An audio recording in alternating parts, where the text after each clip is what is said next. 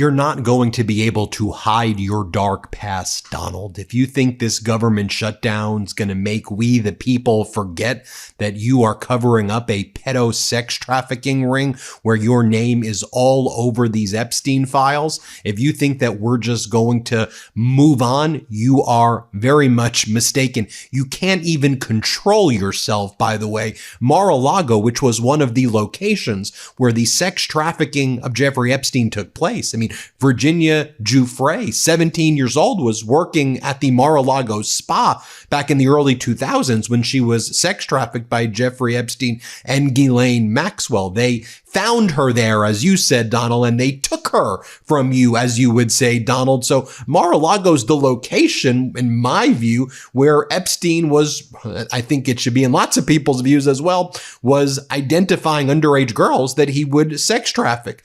And Mar-a-Lago in the past 72 hours was used, and it looked like this weird bordello-like scene. Sure, you said it was a Great Gatsby themed party, but as I looked around at what was taking place, and I was like, this is what the leader of the United States is doing. You had like half naked women or girls or whatever was going on there, and you could like see them pretty much. I mean, there wasn't a lot left to the imagination right there. And this is what the Trump cabinet was doing. I mean, do you just want to remind everybody, release the files, release the files, release the files? You have that going on, and we know the backstory of what was going down at Mar-a-Lago with Donald Trump and Jeffrey Epstein back in the day, and this is what's going on right now. Then you have MAGA Mike talking about the Epstein files. It wasn't a Freudian slip. It was just MAGA Mike's, I don't even know what you want to call it, but when MAGA Mike was doing the morning shows, he started talking about the Epstein files, and he's like, whoa, whoa, whoa, whoa, whoa, we're done. We turned over all of the Epstein files. Everybody knows that we released the files. The public's so happy. They've got the files. We're done. We did it. We did it, everybody. Yay, mission accomplished. Listen to what MAGA Mike had to say. Here, play this clip. But the Epstein thing is a complete red herring. It's a distraction from what's going on right now and them causing harm to the American people with the shutdown. The Epstein estate documents are out. The Epstein files are out. 43,000 pages so far.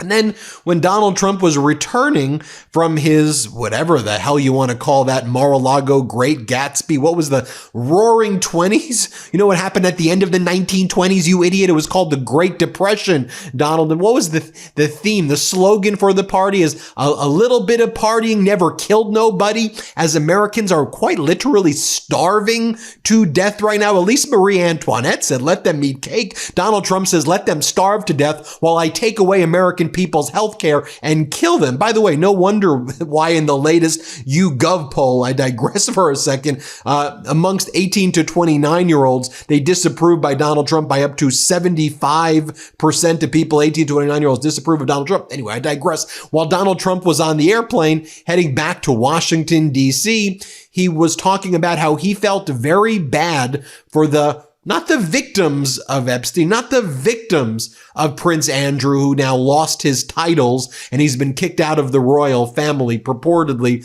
He feels very bad for the royal family, what they're going through. You feel bad for them, what they're going through? That as a result of Prince Andrew being involved in the Epstein ring? That's who you feel bad for. How about you just say you feel bad for the victims? How about you show a shred of empathy? Oh no, you're covering up the sex pedo trafficking ring. Here's what Donald Trump had to say while on the plane. Play this clip. Prince Andrew in the UK has had his royal titles stripped away because of the Epstein scandal. I know you're close to the royal family there. Do you have any thoughts on that? I feel very badly. I mean, it's a terrible thing that's happened to the family. That's been a tragic situation. And it's too bad. I mean, I feel badly for the family. And then again, I'll just show you what was going down at this party right here. You'll just see like a guy and it looks like it may be his son, but someone who looks younger. They're like looking at the girls dancing. And they're like, hey, baby, look at him. Just, it's grotesque. Like, watch this here. Play this clip.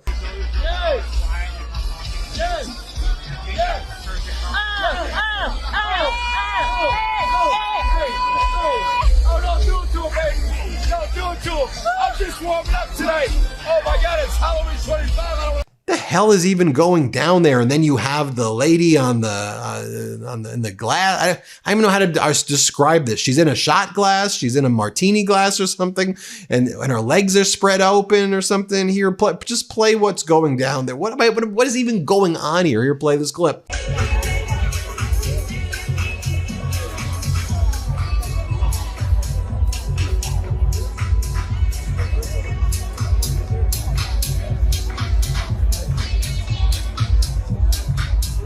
Back to MAGA Mike Johnson for a second, where he talks about, look, we're clearly not swearing in Adelita Grijalva because we're worried about the Epstein stuff. No. We're following Nancy Pelosi's precedent. Everybody remembers when Nancy Pelosi shut down the government and wouldn't swear in a congresswoman-elect for the longest time in the history of the United States. Let's just blame Nancy Pelosi. We'll call it the Pelosi precedent. The guy just makes stuff up. The only time Nancy Pelosi didn't swear someone in right away is because the person asked to be sworn in later so that their family could join them. They said, hey, can we just wait a few weeks? We're good. I just want my family to be able to be there. These people are liars, but more nefariously, they're covering up a pedo sex trafficking ring. MAGA Mike is. Here he is. Play this clip. Seated Representative-elect Adelita Grijalva. There's now a lawsuit about this. They say there's no dispute about her election or her qualifications, and add this. Speaker Johnson wishes to delay seating Ms. Grijalva to prevent her from signing a discharge petition that would force a vote on the release of the Epstein files and or to strengthen his hand in the ongoing budget and appropriations negotiations. Why hasn't she been sworn in? What's your response to the lawsuit? All this is so ridiculous, and we could take 30 minutes and talk about all this, but Rep-elect Grijalva will be sworn in as soon as we get back to regular session. Remember, it's the Democrats who shut the Congress down, so we can't do that. Can you not swear her in, though, when you're not operating in regular? There is a precedent for doing a pro forma session swearing in, but we're not engaging in regular business right now. And what I'm doing is following the Pelosi precedent in the past when she was Speaker, and you had representatives elected during special elections, special situations. When Congress was on recess or out, she would wait until the regular session to do it. I'm doing the exact same thing. Now, I think this is really important for me to bring this up. The Medicare annual enrollment period is here. This is the time to compare your options. If you don't, your costs could go up, your coverage could change, or your plan could disappear entirely. So listen up. That's why I recommend you reach out to our partners chapter. They're the only advisors who look at every single plan in the country and provide honest advice to Americans on Medicare. It's why we work with them at the MeidasTouch Network. In under 20 minutes, they can see if you're already on the best plan for your needs. If you are, they'll tell you. If not, they'll help you switch for free. They've already helped many members of the MeidasTouch community, and they can help you too. Don't get duped by brokers who are pushing the plans that pay them the biggest kickbacks. And don't wait until December to figure out your plan for next year. Call Chapter today at 82 Medicare. That's 82 Medicare, and get honest advice today. Give them a call and let me know how it goes in the comments below. I know the Meidas Mighty have been very happy with the results. And then with the information that we learned over the weekend as well, with great reporting by Bloomberg, the document, the Freedom of Information Act or public records request from the New York Times and Wall Street Journal in connection with the case brought against a lot of the big banks who were involved in handling Jeffrey Epstein's money. I mean, do you remember what we reported this weekend too? This dropped this weekend. While Donald Trump was doing that, whatever the hell you want to call that party. I mean, it looked like a strip club in there. I mean, you saw that. That's not like normal. That's not like normal stuff, right? What the hell's going on in there? My gosh. And then you have the release of these files, these SARs, 4,700 SARs, suspicious activity reports from JP Morgan Chase that got released because the New York Times and the Wall Street Journal did a request for the release of these records. Then when you look down here, look at the bottom, what it talks about. $1 billion in potential money laundering Epstein was involved in. He was being investigated by, you guessed it, Alex Acosta, Donald Trump's former labor secretary, who was the main federal prosecutor billionaire in 2007 who gave Epstein the sweetheart deal. Not only the sweetheart deal regarding the sex trafficking, but a sweetheart deal on $1 billion in money laundering, likely shifting around all of this money of these billionaire men who were paying for these underage girls and young girls and women and other people. You take a look at all of these entities that are listed, but it talks about the following. I'm reading you right now from the JP Morgan Chase suspicious activity reports. It talks about involving alleged sex trafficking of minors, allegations that Epstein misappropriated funds while employed as a money manager, the use of multiple accounts, the high-risk jurisdiction of the Russian Federation, and politically exposed persons. Russian money. And by the way, who was involved in the 2008 purchase of the West Palm Beach property that Donald Trump got in 2004 from Abe Gossman's foreclosure sale? Trump bought it for $40 million. 4 years later, sold it for $95 million. Rybolov, Russian oligarch, was involved in this as well. And in the Epstein-Ghislaine emails that Bloomberg got their hands on, it says they, meaning the feds, have probably already talked to Trump, Gossman, and got the WPB, the West Palm Beach documents. It also mentions a guy named Pascal, a real estate guy. You take a look over here too. This is an August 15th, 2007 AML investigation report from the bankers at Bear Stearns. And here they talk about also the how Epstein would give $1,000 Christmas bonuses to different girls, $100,000 donation to a massage parlor, $1,000 to one or more females referenced as Christmas gifts. The hell is going on there? Now, the Epstein survivor, well, I would say survivors, but Virginia Giuffre died by suicide after the stress and depression that this and the toll this took being sex trafficked. So her family spoke out this weekend. Her brother and her sister-in-law had this message to MAGA Mike Johnson. Play this clip. When you say gaslit and slapped in the face, what do you mean by those comments?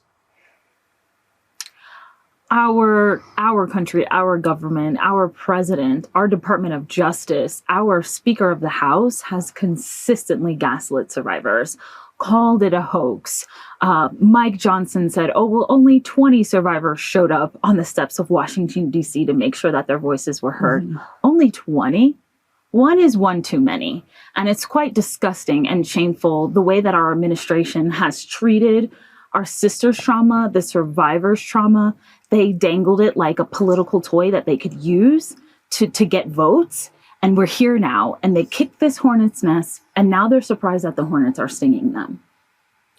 You're nodding there, Skye. What do you think this action by the King here in the UK may or may not do in regards to the situation in the US and furthering this search, this fight for justice that you're looking for? Yeah, it's a really good question. And I think the answer is that the King is setting a roadmap. He's setting a precedent to the rest of the world to say, I do stand with survivors. I am going to hold even my brother to account. But it's still not enough in the sense that he's still walking around a free man. I mean, let's not be naive that he's not going to be living on the side of the road here. He's still in a very, let's say, cush spot where he should be investigated. Let's put it that way. And I think that our government, to Amanda's point, is safeguarding these documents. They have it locked away in this little Pandora's box of people that are implicated, and we need to fully investigate them because Prince Andrew is just one of many that need to be investigated thoroughly. And so I think the King should put pressure on our government. He should put pressure on President Trump. He should tell President Trump verbatim, President Trump, put your big boy pants on and let's get these Epstein files released so that we can go after these monsters properly. Then a group of 20 Epstein victims urged MAGA Mike Johnson and Trump immediately swear in, please. Adelita Grijalva. This is the letter from the Epstein survivors. We, the survivors of the Epstein-Ghislaine Maxwell abuse, call on the Speaker of the House to immediately move forward with the swearing in of Representative Grijalva. Grijalva was duly elected and certified in the United States House of Representatives. Her constituents have spoken, and their voice deserves representation without further delay. The continued refusal to seat her is an unacceptable breach of democratic norms and a disservice to the American people. Even more concerning to us as survivors, this delay appears to be a deliberate attempt to block her participation in the discharge of the petition that would force a vote to unseal the Epstein-Maxwell files. The American public has a right to transparency and accountability, and we as survivors deserve justice. Any attempt to obstruct a vote on this matter by manipulating the House procedure or denying members their seats is a direct affront to that right and adds insult to our trauma. Speaker Johnson must stop using procedural tactics to protect the powerful and instead uphold the integrity of our democratic institutions. Our trauma is not a pawn in your political games. Every day you stall is another day survivors are denied justice and the American people are denied the truth. Swear in Representative Grijalva and let democracy speak. Meanwhile, you have the Democratic ranking member of the House Oversight Committee, Congressmember Robert Garcia, talking about how Alex Acosta, during his deposition with the House Oversight Committee, apparently did not mention the financial investigation of $1 billion money laundering into Epstein and the Russian Federation and all these other billionaires that may have been involved where this money was moving about. Congressmember Garcia is like, what? They chose not to prosecute, and he didn't even talk about it during the deposition. Here's what Congressmember Garcia has to say. Here, play this clip. And this is a huge problem. I mean, first, it's a revelation to us. We were not aware that the U.S. Attorney's Office had actually opened up and was looking at the bank records and the financial records that would connect many of the men that were paying for these horrific crimes, these abuses of children, women, and girls to Jeffrey Epstein. And the fact that Alex Acosta's office was actually investigating these crimes, the fact that the line prosecutor was actually presenting information to that department and to that office. And yet Alex Acosta couldn't remember if actually they were actually doing that part of the investigation is incredibly troubling. It really shines a light to his whole testimony. What was he not being honest about? What is Alex Acosta hiding? And it's clear in these reporting and in these documents that Acosta was actually CC'd in numerous of these conversations and in these emails about these bank and financial records. We have been demanding that the Attorney General, that the president hand over the files, including all of these bank records. We think it's past time that the bank records also be subpoenaed. But it's also clear that Alex Acosta may not have been truthful in his deposition to us in Congress. And that's a huge, huge concern. And then Congressmember Garcia has this message as well to the MAGA Republicans. It's been 3 months since oversight Democrats forced the subpoena of the Epstein files. What the hell are you doing, MAGA Mike? Other than covering up for a pedo sex trafficking ring, MAGA Mike. Here, play this clip. It's now been over 3 months since Democrats forced a subpoena at the Oversight Committee to get the Epstein files released to us. And still, the Department of Justice continues to stonewall. Pam Bondi, what are you hiding? Why are you involved in this White House cover-up? We know that 97% of the documents you sent over to us were already released to the public. We need the Epstein files now. And House Republicans and Oversight Republicans might be okay with the stonewalling, with hiding the truth, with protecting billionaires and pedophiles, but we are not. We need the files now to bring justice to the survivors and to the victims. Pam Bondi, it's time to stop this cover-up and release the full files now. There you have it, folks. Let me know what you think. Hit subscribe. Let's get to 6 million subscribers. Thanks for watching. A tough one for me to report on there, but got to report on them.